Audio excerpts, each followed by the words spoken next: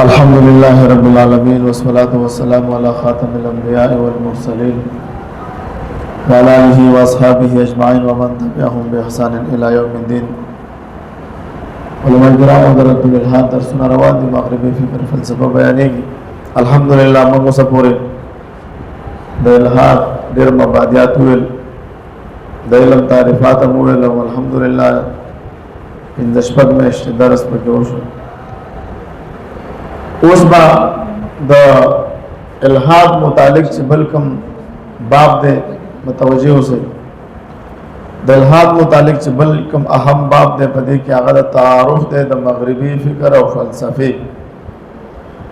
دا الحاد د کوم ځای راوتی دی؟ نو دا د مغرب نه راوتلی دی. نو چې تر څو پورې تا د مغرب ژوند نه پېژندلی د مغربي قام نو هغه وخته پورې ته د الحاد په الف او په با باندې نه پوهېږي. دا ډېر ضروري دی چې موږ د مغربي قام د مغربي قوم د تاریخ نه ځان خبر کړو. مستشرقین چې کله اعتراضات کوي نو د اعتراضات نشو کولی، هغوی اول مطالعه وکړه، ځان خبر کړو د اسلام نه، د قرآن نه، د حدیثو نه، د تاریخ نه، د فقه نه بیا راتلو. دا څومره مشهور اعتراضات چې دی کوي دا ټول د مستشرقین نه دوی پټ کړي دي. لکه د مور بیبي په نکاح باندې د عائشې رضی الله تعالی عنها په نکاح باندې چې دی دا اعتراض کوي، دا هغه وخت کې چا نه دی کړی، نه عیسایانو کړی، دا مستشرقینو پټ کړو. چې منیر شاکر هم کوي، عیسائی هم کوي، ملحد هم کوي، استشراق والا دی له مواد ورکړه. یاره قرآن چیلې خوړلې دی چې هلکه نو قرآن چیلې خوړلې دی څه مطلب دی؟ قرآن سینه کې پروت دی، تا یو آیات ولیکلو، یو آیات دی په کاغذ باندې لیکلی دی او یو ماشوم راغی خولې ته واچوه ویې خوړو، وایي قرآن ضایع شو؟ نه خو سینو کې محفوظ پروت دی. نو دا اوس منطق خبره ده. یاره راضي به یاره په بخاري کې راضي شي دغه ابراهیم علیه السلام دروغ ویلو، نعوذ بالله، ثلاثه کذبات. نو موږ ورته وایو چې د کذب معنا غورځي کې دروغ نه ده که نه. دا ټول اعتراضات چا راغستي دي؟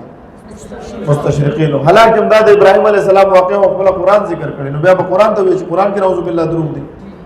نه لکه نو دی مستشرقینو دا اعتراضات دی خلکو ته ورکړه څومره چې باطل دي. موږ به دا مغربي فلسفه وایو او د دې کې به موږ دوی ته رد، موږ به په دوی رد کوو. په چا؟ په ملحدینو، په عیسایانو، په مغربي قام باندې. نو په مغربي قام باندې درې ادواره تیر شوي دي. څو؟ دا باندې داسې اورم لکه سورة فاتحه. درې ادوار: عهد قدیم، نشاط ثانیه او عهد جدید. عهد قدیم د 15مې صدۍ یا د 11مې صدۍ زمانې پورې د عهد قدیم وایي. په دې کې دوی ته مذهب ته غلبه حاصله وه. دویم دی نشاط ثانیه.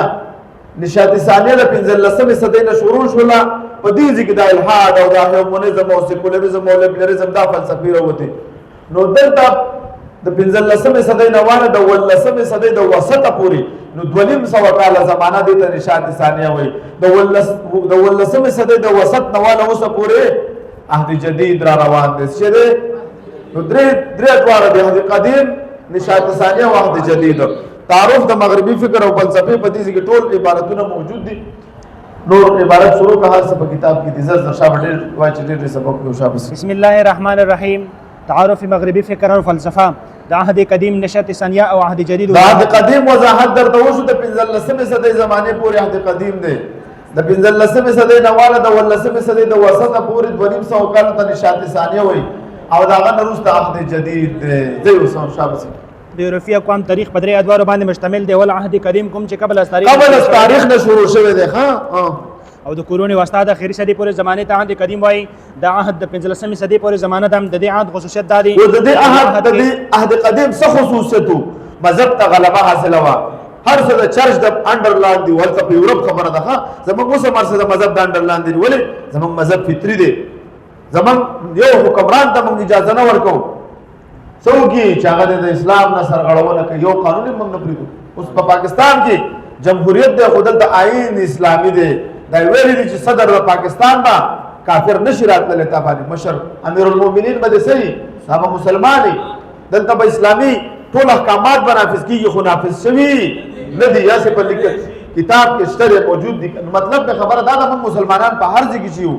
موږ به څه یو مذهب ته به غلبه حاصله. خو د دې ته مذهب ته کله غلبه حاصله وه په یورپ کې؟ د د 15مې صدۍ د وسط پورې دا فلسفه چې تاسو پیژنئ تاسو خپله پته لګي چې دلته خلک ولې سیکولریزم غواړي سیکولریزم دې ته غواړي چې د مذهب دا بالادستي ختمه شي څه شي په پاکستان کې اوس بعضې ډېر اسلامي ملکونه دي هلته شریعت نظام نشته دی هلته دوی سیکولریزم په تا فټ کوي نو هلته دوی کوي چې بس دا مذهب د سره د مین نه وځي صرف ستا ذاتي زندګۍ ته پاتې شي که ته مسلمان یې خپله ذاتي زندګۍ کې مسلمان یې بل چا کې به د کار نه چې ته ورته ووایې چې ته مسلمان شه یا اسلامي قانونو لاندې ژوند تېر کړه زه مخکې زه شابس یم نو د 15مې نو د عهد قدیم خصوصیت څه شی دی خصوصیت دا دی چې په دې عهد کې مذهب ته غلبه حاصله مذهب ته غلبه حاصله وه شابس دا په کومه دا د چا په ژوند کې جی په د یورپي قوم د مغربي قوم ښه دا نه چې بیا پکې تاسو فرق نشئ کولی چې ډېره خو موږ نه یو مراد غوره ده نه موږ د مغربي قوم خبره کوو درته مخکې ځه په دې عهد کې مذهب ته غلبه حاصله وه که هغه قدیم یوناني مذهب او که هغه رومي بت پرستانه مذهب یا د قرون وسطی یهودي یا عیسوي مذهب مذهب دویم دور د نشاط ثانیه دی د دې وضاحت مې ورته وکړو چې د 15مې صدۍ نه شروع کېږي 250 کاله دی د 15مې صدۍ نه واخله تر 15مې صدۍ وس پورې زمانې ته نشاط ثانیه وایي دا زمانه د هیمونیزم دلته هیمونیزم بنیاد دی څه دی هیومنزم ته انسان پرستی وای مولوی صاحبانو مولوی صاحبانو سمه انسان پرستی هیومنزم څه وای انسان پرستی رسته د ټول تعریفات در تر روان دي د بنیاد د مغربي فلسفه زه شابه دا زمانه د هیومنزم ابتدایي زمانه ده په دې دور کې په مغربي قوم کې بیداری پیدا شو مارټن لوتر پکې پیدا شو مارټن لوتر څوک دی یعقوب مولوی صاحب د دې د پروټستانت قبيله مشر دی شابه سنا څخه چلوي د سره کوم بیا د تاریخ پیدایش څومره دی لکه رباني صاحب 1483 شابه ټول دی دغه شان دی مخکې زه دا د پکې بیداری را پیدا کړه پهلا سو د ویل د مخکې بایبل به چا سره گیر شو نو بایبل به ته ورته ورځو پادریانو به څه کو غصب به کو دوی به ګرځیدل زمون کسٹم والا ګرځي 400 پودر نسی د دوی پادریان به ګرځیدل چا سره به کتاب گیر کو چا سره به بایبل گیر کو دا به تاغستو ولی وې د تعلیم حق صرف پادریانو سره دی د مارټن لوتر پکې پهله دا تحریک شروع کړ د تاریخ پیدایش څومره دی 1400 دا بس 1483 دا د کمې ډلې مشر دی د پروټستانت څه پروټستانت او د خپل بایبل لیکلی دی د عیسایانو زموږ یو قرآن دی د دوی دوه قرآن د دوی دوه بایبل دي څه دي یو پروټستانت والا دی یو کیتولیک والا دی دوی خپلو کې یو بل ته کافران وایي او دوی دا د فرانس یو مشهور ډیکټیټر تېر شوی دی لکه مونږ کې دا مشرف و هغه نیپولین بوناپارټ په نوم باندې هغه په زرهاو په لکونو دا پروټستانت عیسایان وژلي وو نو دی چې و پوه شولې دی په مذهب بیداري پیدا شوه دې سړي پکې تحریک شروع کړو دی ویل یار مذهب خود ساخته و هلته کوپرنیکس وکتل چې مرکز د کائنات دی ویل ځمکه د هغه ویل انور دی ګلیون چې په دوربین کې وکتل چې مرکز د کائنات څه شی دی دا انور دی او د ځمکه منله نو هغې بیا عمر قید کړو هغه ورته وویل چې ما خو به مړ کوي را روان نسل به دا در سره نه مني دی ګلیون او دی ساینسدانانو دی عیسایانو پادریانو ته ویلي چې تاسو د بایبل تشریح وکئ څه وکئ که نه نو خلک درنه روان دي ملحد کېږي مکه خبره وه چې دی اوس اخره کې هم توبه ویسته چې یاره موږ د ساینسدانانو سره ظلم وکړو دلته سوال کوي تاسو باندې دا دیسي ملحدان وایي وګوره مذهب همیشه د ترقۍ په لاره کې خنډ دی او دی ساینسدانان پانسي کړي موږ ورته دا عیسایي خود ساخته مذهب کړي دي اسلام نه دی کړي دی به تا ته وایي چې وګوره ابن سینا سره دا شوي او فارابي سره دا شوي ته به ورته امام ابو حنیفه رحمت الله علیه سره څه شوي دي ظالم باچا خو هر چا سره ظلم کړی دی ززدی کې د ظالمانو باچاهانو نقصان دی د اسلام اصول ماته بیان کا پیغمبر علیہ السلام فرمائے طلب العلم فریضۃ علی کل مسلم بل حدیث دی الکلمۃ الحکمۃ ضالۃ المؤمن حيث ما وجدها فهو احق بها دا شتمنی حکمت شتمنی د مسلمان د چرته تل حاصل کی موږ خو اسلام زمان اسلام د تعلیم نه خصوص نه دی منع کړی دا عیسائی خود ساخته مذهب دا کارونه کړی دي ښا زما کې ځانو دلته دای چې کله په مذهب د دې کې بیداری پیدا شوه د الحاد طرف ته راوړي مذهب خود ساخته بایبل هغه انجیل نه چې په کوم عیسی علیه السلام نازل شوی دی په کې د کفاري عقیده راوېستله ګناه تک او سزا عیسی علیه السلام ته ملو شوی ده او عیسی علیه السلام د خدای زوی ګڼي حالانکه دا خبره د فطرت نم خلاف ده او د عقل هم خلاف ده او نه ورسره دا ساینسدانان او فلسفه مني مخکې ځه د نشاط نمخ په مغربي معاشره کې مذهب ته یو مقام حاصل په کوم چې د الله رب العالمین د وحي او د قیامت تصور موجود وو د نشاط سنن وروسته په مغربي فکر باندې د انسان د دې نه مخکې الله تصور پکې د وحدانیت موجود وو دغه شان کې دا د وحدانیت څوک پکې مشرکانو د قیامت تصور پکې موجود وو شابه چې تر نن زمانه پورې جاری دي د نشاط ثانیه اهم ترین تحریکات په نشاط ثانیه کې اهم تحریکونه مخې ته راغلل مسلمانانو د مخکې نه د قدیم یوناني منګه قدیم فلسفه زمونږ دغه ته راغلې وه د منطق فلسفه دا زمونږ معاشرې ته راغلې وه خو د منطق فلسفې زمونږ صرف خاص ځایونه ووال مدارس معتزله خوارج دغه معتزله چې د الله او عقل په بنا فیصلې شروع کړې تعدد د قدماو راځي او پلانکې راځي او اصحاب العدل ځان ته وایي اصحاب التوحید درسته ټولې خبرې روانې دي پوه شوې نو زمونږ د مغربي فلسفې نه مخکې د یونان چې کومه فلسفه وه هغه موږ خپل امن کیچ کړې وه په هغې باندې زمونږ علم الکلام زمونږ اکابرینو زمونږ اسلاف هم دا زده کړو او دوی له جوابات ورکول پوه شوې زه مخکې زه شابه هغه مقامي ژبه د ترجمه شوه په دې زمانه کې د مذهب د قید نه انسانانو ځانونه آزاد کړل د قدیم نه وغیره تر د نشاط ثانیې پورې سفر په دې کشمکش کې دوی مذهب نه ووتل کشمکش کې چې مذهب پرېږدو په پرېږدو نو په دې کې دا زندګي روانه وه غټ خلک پکې پیدا کېدل شابه چې انسان پرستی غالبه شو په مغربي معاشره کې د مذهب قدر ختم شو یا صرف انفرادي زندگی پورا محدود یا انفرادي زندگی پورې محدود شو د 200 کالو کې دا کشمکش زندگی وا دریم نمبر عهد جدید چا جدید دولسمې صدی نه وغه تر زمانه حال پر د مغربي فکر دریم عهد دی کوم ته چې عهد جدید وایي د دې عهد خصوصیت دا دی چې د عهد عقل دا رشنالیزم او عقل پرستی موایي په دې عهد کې په مغرب کې د مابعد طبيعت سيزونو په باره کې یو انکار یا انکار او مابعد طبيعت چې څونه سيزونه دي جنت دي جهنم دي الله تصور ملائک دا څونه یا انکار وکړو یا غیر یقیني وګڼل د انسان د ژوند نه بهر کړل دوستانو د انساني حیات نه بهر کړل اوس راځو دا وضاحت شو مغربي اصطلاحات او دغه تعریفات شابه څومره مغربي اصطلاحات چې لیکن لکه هیومنزم شو نېشنلزم سیکولرزم لیبرالزم د دې یو باندې بدر تخکار ته خو دا به ځان سره یاد ساتي په وخت مناظره کې وا تاسو دې نه استدلال کوئ شابه دا اصطلاحات تحریف شوی د عیسایت پیداوار دي دا چا پیداوار دي تحریف شوی د عیسایت بایبل هغه مقدس انجیل نه په کوم چې عیسی علی السلام نازل شوی او شابه په مغربي دنیا باندې تقریبا زر کال پورې د چرچ د شپږ سوه نه واله تر شپاړس سوه پورې د چرچ حکومت و په دې دوران کې د چرچ تعلیمات په تحریف شوی عیسایت مذهب باندې قایم وو د دې سره د چرچ سره وابسته مذهبي پېشنګو هغه امرانه زندگی اختیار کړې وه دا چا پادریانو به ویل اول به ما خوشحاله سبق اول به ما خوشحاله ما ته به سجده کې نو زه به بیا روح القدس ته سجده کوم روح القدس به بیا الله ته سجده کې لکه موږ چې دا کوم اول کچھ لیके आओगे तो कुछ लेके जाओगे खाली हाथ आओगे तो खाली हाथ मन की सीधा कम खलक दी दा कैसे कि ना कुछ भी ना लेके आओ सब कुछ लेकर जाओ इनका की अल्हम्दुलिल्लाह मन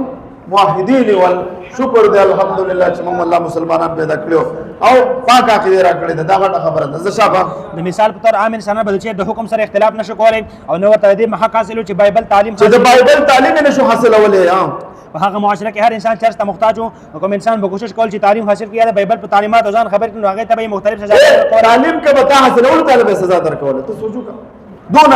او تر دې پورې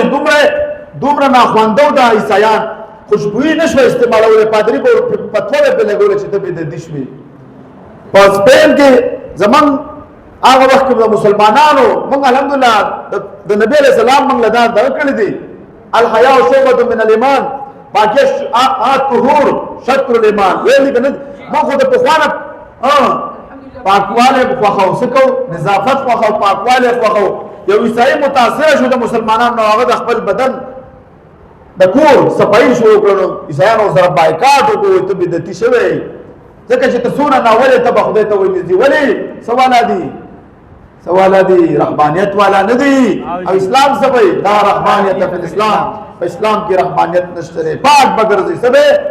پاک لباس باغوندي پاک قران پکې کور باندې پاک پیشاب بس او دا زندگی ده زر ته تاسو دا پیریډ سره تاسو د مذهب علم ټول خبرې دي ستاسو هغه وجه بصیرت زړه کوي چې اسلام حق دین دی الحمدلله شابه د قرون وسطا پورا قرون وسطا کومه زمانه ده قرون وسطا عهد جدید شابه ورته ولسمه صدې ده قرون وسطا نشته نشاط ثانیه ویل کې شابه دا عهد قدیم کې راځي د قرون وسطا اخري موږ ویل کنه ګوره دلته راوالو تاسو په خپل باندې وضاحت یورپی اقوام تاریخ په درې ادوار اول عهد قدیم دی چې قبل از تاریخ نه دا قرون وسطا اخري زمانه ده او شابه سیو د قرون وسطا پورې په یورپي معاشره باندې د کلیسا غلبه و ټول اختیارات د پوپ پادری په لاس کې و تر دې پورې چې د جنت او د آخرت نجات هم د دې پادری په خوشنودي باندې و چې پادری خوشاله او ته جنتی چې پادری خپو ته جهنمی لکه د زمون خلک چې داسې ټیکټونه به ورکول او د بریلیان او دا زمانه د یورپ تاریخ دور او دا زمانه د یورپ تاریخ دور موږ د وخت ترقی یافته قوم موږ په دین عمل کولو هو د ناخواندگی جهالت هر څه کې پروت خو بس موږ پایش پرست شو زمونږ حکمرانان زمونږ عوام آخرت مېر کو بس لاړو او د دوی €1 زمونږ 300 روپۍ ټول اختیار د ټول وسایل د دې په لاس کې زمونږ وسایل د چلے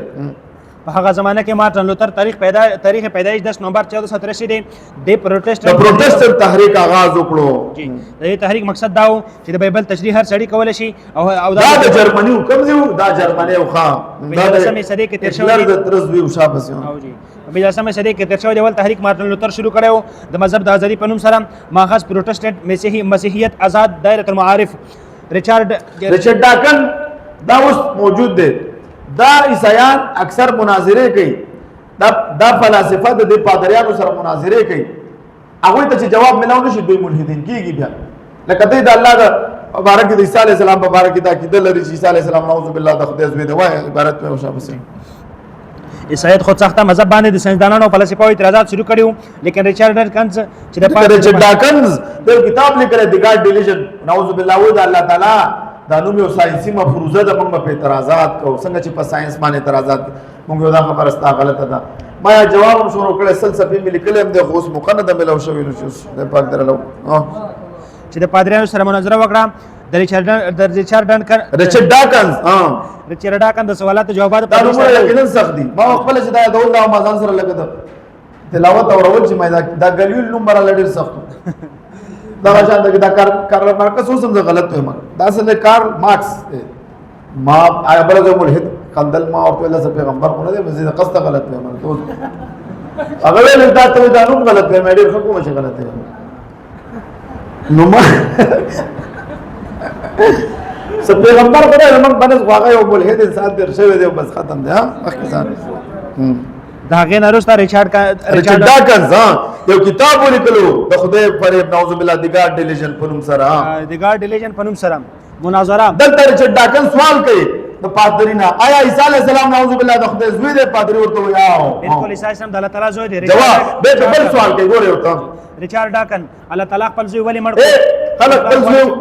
زوی ولی مړ کو جواب جواب پادری الله تعالی د انسان د پیدا لپاره هغه په صلیب باندې قتل کو د دې لپاره چې انسان د ذلی ګناه مسلال شو ها پادری الله تعالی د دار چې ډاکن په سوال کو چې الله تعالی خپل زوی ولې مړ کو نو پادری ولسوي الله تعالی د انسان د پیدا لپاره صلیب باندې قتل کو د دې لپاره چې انسان د ذلی ګناه نظام حالکه د بایبل عقیده چې څوک صلیب باندې وختو دا تعالی نتیجه نعوذ بالله د عیسی علی السلام د نسبت کوم چې د آدم علی او په خپل پولس وای اوس عیسی چا په سره واده پولس او د اصلي نوم ساولو او دا وای عیسی علی السلام په پانسه وختو موږ د پاره نتیجه نعوذ بالله ذالک د خپل يهوديو موږ چې څنګه عبد الله بن سبا يهودي کار خراب کو شاګان را پاسول دا کې دی راوسته په دوی کې دا سړیو دا يهوديو بد ځان او په عیسی علی السلام نازل شو ماته چې زما بچي زو تبلیغ کو ټول عیسایت د پس روان دی دا د کفاری عقیده دا د تسلیث عقیده دا چې سونه کفر عقاید دا پکې شامل کړی دي ریچارډ ډاکن الله تعالی کلمند دی او کنه د پادری چې ورته ویل چې الله تعالی زموږ د فائدې لپاره د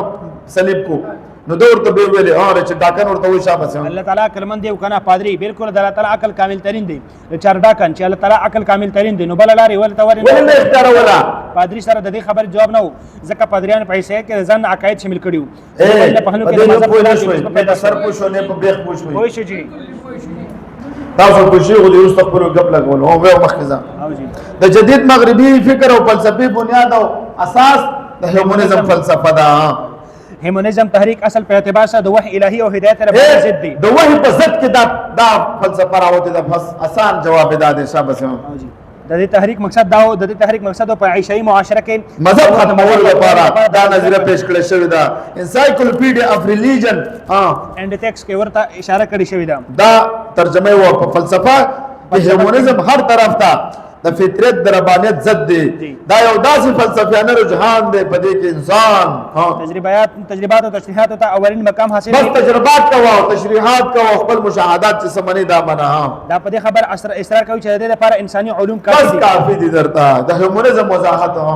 د جدید مغربي فلسفه اساس او بنیاد په هیومنزم باندې قائم دي څومره جدید فلسفه او افکار او نظریات او اصطلاحات چې ایجاد شوي دي د ټولو نه وروسته د هیومنزم فلسفه دی په دې نورو لفظونو کې هیومنزم تاسو د مغربي تصور او فکر بنیاد هم ویل دا بنیاد هم ورته ویل شي یورپي فلسفه وايي اصل انسان په 19مه صدۍ کې پیدا شوی اول اصل انسان په 19مه صدۍ کې پیدا شو ته پته ولګید چې زه څوک ما زه خود مختار یم څوک نشته چې ما نه به تاسو کیه یعنی انسان آزاد دي چې د حکم پابند نه دی هیومنزم ته انسان پرستی هم وایي اول د هیومنزم په مطالعه کولو سره انسان دې نتیجې ته ورسیږي چې هیومنزم انسان د خدای په مکمل هیومنزم تا د خدای په مقام ودرې څوک تا د خدای جوړي دا هر انسان په ځان کې دنه خدای دې نعوذ بالله من ذلک دیم هیومنزم د ټولو مذاهب په مقابله کې یو داسې مذهب دی چې په کوم کې د انسان پرستش کیږي په نورو مذهبونو کې د بل پرستش کیږي په دې کې انسان د خپل ځان عبادت کوي ډېر خطرناکه فلسفه ده تاسو اکثر اوریدلې چې انسانیت د ټولو د انسانیت د ټولو نه لوی مذهب دی دا زمونږ په معاشره کې چې وایي دا د دې فلسفې په بنا و چې انسان د عبادت لایق دی چې د عبادت وکړي شي انسانیت د ټولو نه لوی مذهب مطلب مذهب ته خلک څه کوي سجده لګي انسانیت ته به سجده لګي دا د دې فلسفې په بنا و څلورم دریم په هیومنزم کې د انسان د پرستش طریقه خدا طریقه نه چې څنګه زمونږ د الله د عبادت کو نه په هیومنزم کې د انسان د پرستش طریقه دا نه ده کوم چې د الله تعالی د عبادت ته څلورم د هیومنزم مطابق هر انسان په خپل ځان کې یو خدای دی هیومنزم کې د مذهب هیڅ قدر او قیمت نشته دی په هیومنزم کې د مذهب هیڅ قدر کم خلک چې د فلسفې نه متاثر دي مذهب پروا نه کوي په پاسې کې علماء به اعتراضات کوي په مذهب به اعتراضات وکړي چې د زنديقانو ونت کې شابه د هیومنزم تاریخي پس منظر د هیومنزم اوس د تاریخي پس منظر یو نکات دلته بیانې کې تاسو ته په دې خبره کوم درته تاسو په خپل د نور موضوعات شو خدا سبب یادول غواړي کنه سزا بدل در کوم به ګور به د جرمانه علم غټي غټي ګور اوله نقطه مدرسه کې جمع کوم 500 روپۍ جرمانه باندې لګوم به سیریز نه لګم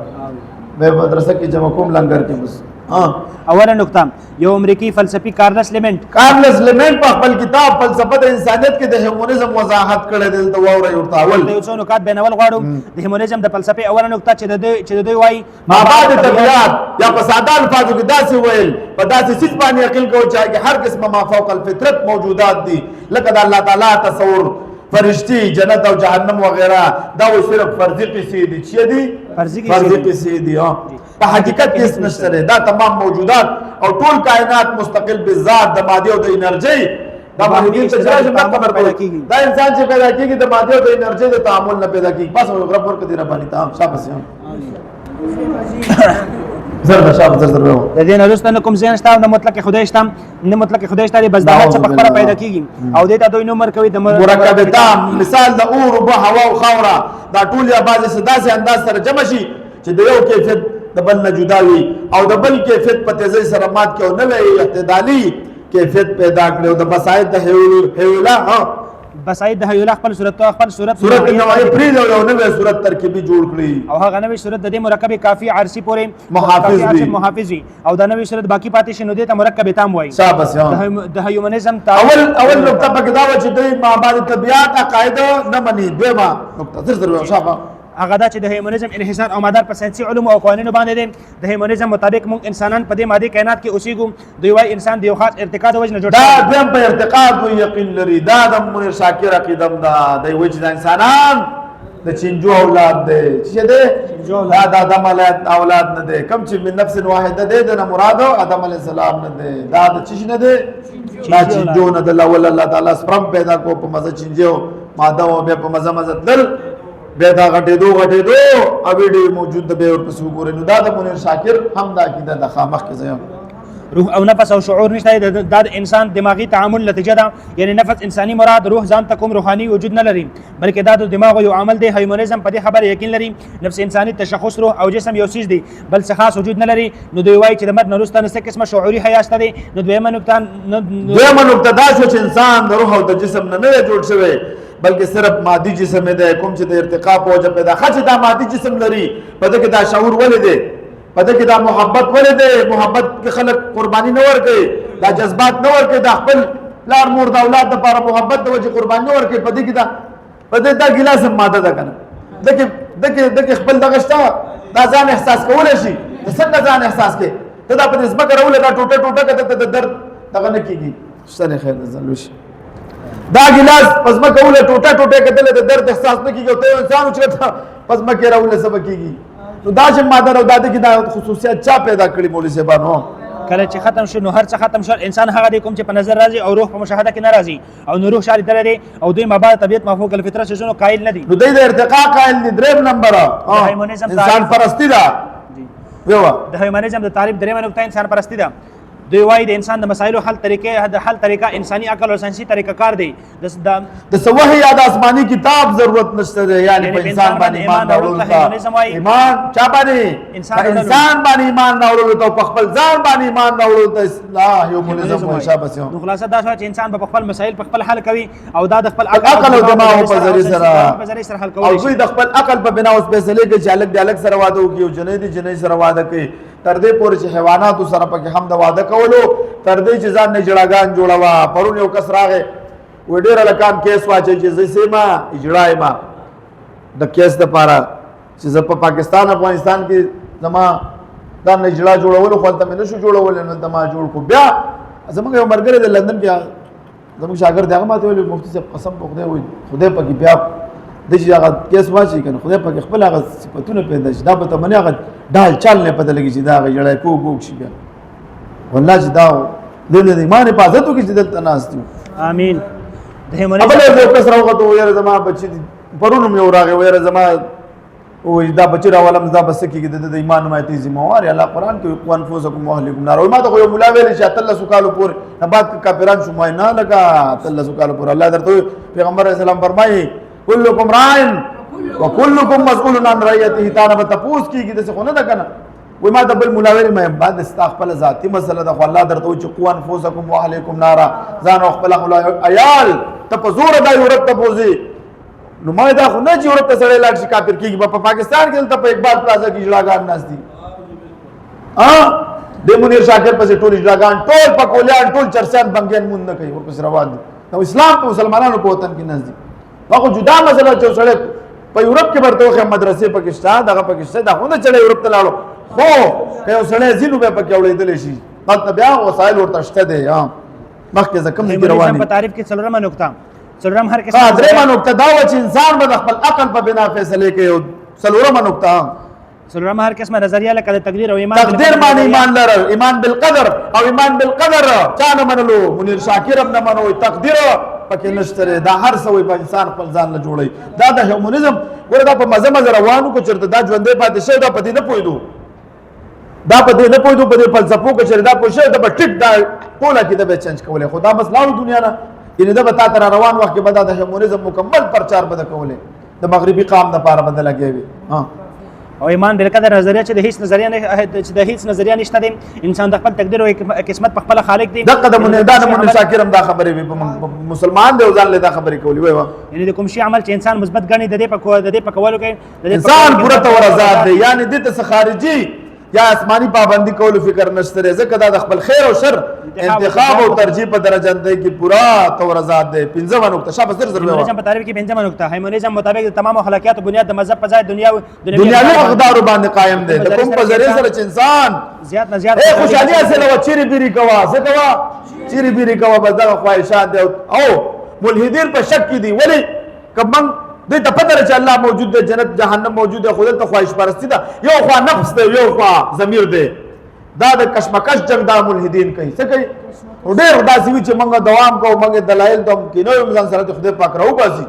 مرګ را روان دی دا مرګ ډېر خطرناک دغه د فلسفه ده تاسو خپل مرګ رعایت کوي چې پته درته ولګي د ملحدینو ته د مرګ مراقبه وکړي چې مړ کېږم ته به وګوره چې نظر د تخت او کنه تخت دا خواهشات د ختميږي او کنه ختميږي او ازادي او ترقی حاصل کړي د مذهب په ځای دنیوي هر عمل به کول شي د کوم سره چې د خوشحالي حاصلېږي هر هغه عمل به کوي کوم چې د مادي ترقی حاصل شي اگر که هغه شی جایز او ناجایز وي انسان لذت حاصل کوي لذت حاصل وا دا ملحدین د لذت د پاره خدای پاک پرې خېده د هیومنزم اوس د هیومنزم د فلسفي د انسان پرستی د فلسفي خلاصه سره وته دا دونه درس منغو کو نو خلاصې ته اوس متوجه شي انسان پرستی او داسې نظریه حیات ده چې د مطابق د عبادت او پرستش قابل صرف یو هستی ده او هغه انسان په انسان د انسان عبادت بکې سبکه انسان عبادت بکې اولا هیومنزم انسان د خدای جل شان په مقام هیومنزم څه وکړو؟ انسان د خدای په مقام باندې اعوذ بالله فایز کو. دویم هیومنزم یو مذهب دی په کوم کې چې د انسان د پرستش کیږي او تاسو به اکثر اوریدلی وي چې انسانیت د ټول لوی مذهب دی. هیومنزم یو مستقل ضابطه دا مکمل ضابطه د حیات او په خپل ځان باندې ایمان راوړلو ته هیومنزم وایي. دریم نمبر هیومنزم کې د انسان د پرستش طریقه هغه نه ده کوم چې د خدای جل د پرستش طریقه ده. څلورم هیومنزم مطابق هر انسان خپل ځان کې دنه یو خدای دی. دوی فلسفي وایي چې یو فلسفي وایي چې اصل انسان په 19مه صدۍ کې پیدا شو. څه مطلب دوی وایي مخکې چې څومره انسانان تیر شوي دي هغوی د کوم بلادست قوت پابندي کوله 19مه صدۍ کې انسان پیدا شو چې د خپل ځان پته ولګېده چې زه خود مختار یم، زما د پاسه بالادست قوت نشته. دا د هیومنزم د فلسفې خلاصه ده. نو ته پوه شوې نو هیومنزم کې موږ څه وایو چې په هیومنزم کې تا ته وایي چې د خیر او شر اختیار تا سره دی. موږ وایو چې د خیر او شر اختیار د الله سره دی. البته انسان ته اختیار ورکړي که خیر دی اختیار کو ښه انسان او که بد دی اختیار کو بد انسان. دی وایي که چېرته څوک شراب خانې ته لاړو دا هم ښه سړی دی، که څوک جومات ته لاړو دا هم ښه سړی دی. او په هیومنزم کې د ښه او د بد تمیز نشته، ټول پکې ولیان دي. سري ټول پکې ولیان دي. دا دونه خطرناکه فلسفه. حالانکه په هر یو مذهب کې د ښه او د بد تمیز شته. د قاتل او د ظالم دا دغه نشته دی. دغه پکې دا اصطلاحات پکې نشته دی په هر یو مذهب کې چې سړی ظلم وکړي هغه ظالم نه وي. نو په هیومنزم کې ظالم نشته دی، ټول پکې څه دي؟ مظلومان دي. نو دا ډېر دونه خطرناکه فلسفه ده. دویم نمبر له هیومنزم چې کوم بنیادي شاخونه دي سیکولرزم دی. دا به سبا وایو. واخر دعوانا الحمد